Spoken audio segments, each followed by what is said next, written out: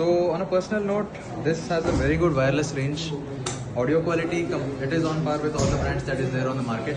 We compared it directly with the Sennheiser G-Force and it has a very good range. I mean, we had testing with, this is a closed room right now which is in the space. Apart from two other rooms, we went outside on the road at 50-meter range. We had a completely clear crystal audio. There was no, let's say, the wind noise that we get with RF. There is no kind of noises. There are good limiter settings. There's squelch. There are 3 different ranges.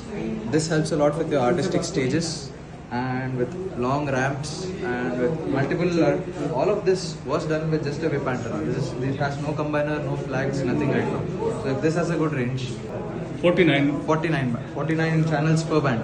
That is an impressive bracket because 16 to 32 in-ears per stage. So this is still in the range. We still have more backup frequencies. So we're definitely interested to look into what is being developed with Audio Technica. So yeah, definitely. The moment this comes to the riders, we'll be interested to push this to the artists because it's a really good piece of technology. The belt pack is very lightweight. I think since it's not fully metal, it won't get too heated compared, because in the Indian market we have a problem of heating up of belt packs due to the sun. The whole belt pack heats up and because of that it will show a warning. There's a lot of audio dropouts, but with this belt pack it is not happening. The additional added advantage is the removable antenna, which is easily replaceable. So the quality is also very good with the length. Even if you put it anywhere on your body, anywhere, let's say for female singers, they have to put it on their back. So this would be a really good application. Very simple to use belt pack, very straightforward, easy setting accessibility.